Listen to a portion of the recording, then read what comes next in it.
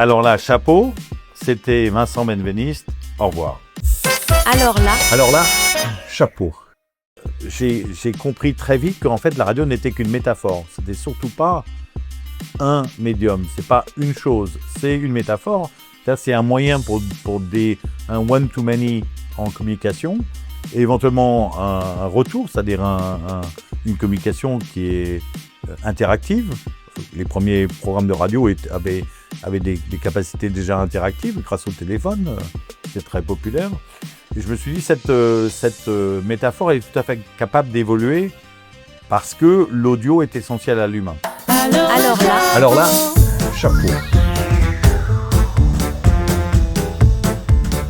Un podcast audio et vidéo de et avec Philippe Chapeau.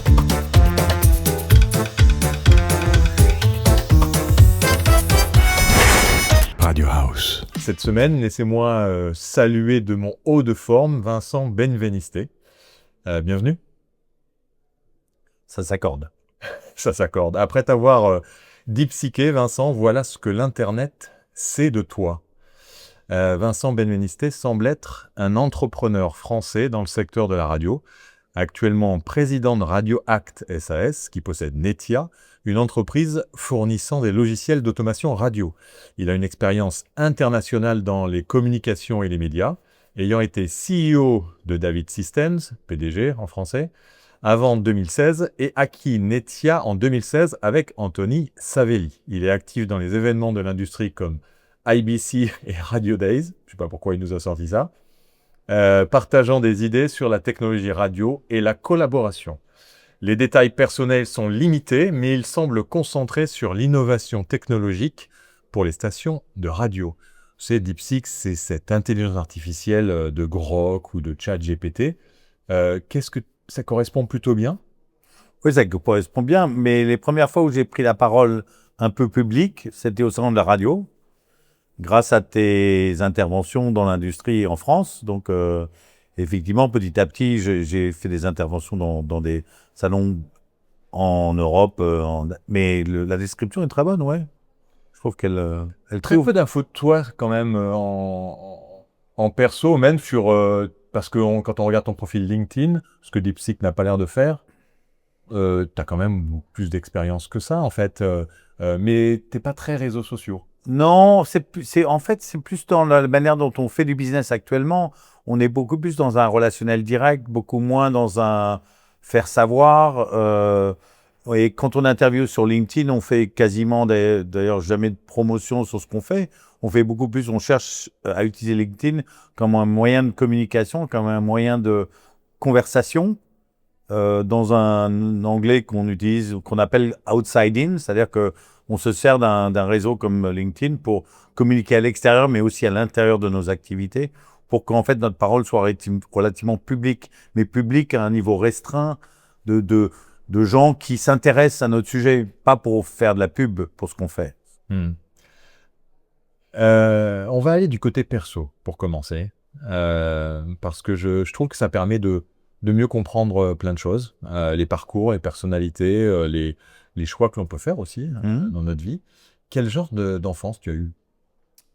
Excellente, drôle. C'est une enfance qui nous a permis de voyager. J'ai vécu aux États-Unis. Dès l'âge de 7 ans, je suis parti vivre aux États-Unis. Je suis né à Neuilly.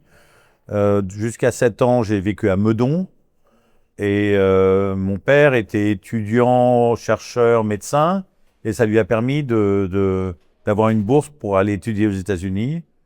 Et j'ai vécu à La Jolla, en San Diego, pendant 4 ans, de 7 à 11 ans.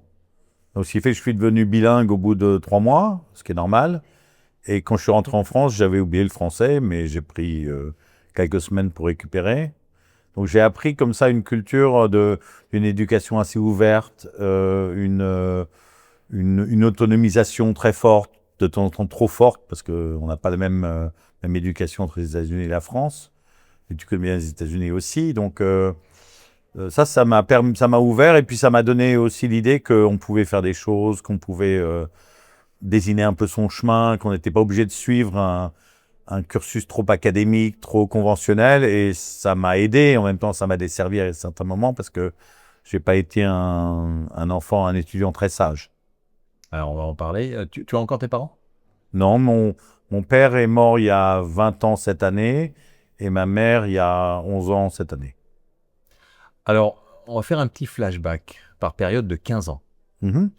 Le gosse que tu étais à 15 ans dirait quoi de l'homme que tu étais à 30?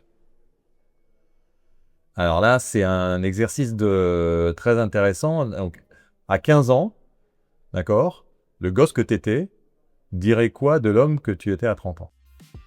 Voilà, c'est la fin de cette partie d'Alors là, chapeau, disponible gratuitement. C'est déjà fini? Eh oui, c'est fini. Mais si vous désirez découvrir la suite de cet épisode, retrouvez-nous sur la lettre.pro/ALC en majuscule, ALC. Et souscrivez à un abonnement pour accéder à tous nos contenus. Ah ben d'accord. Ben j'y vais alors.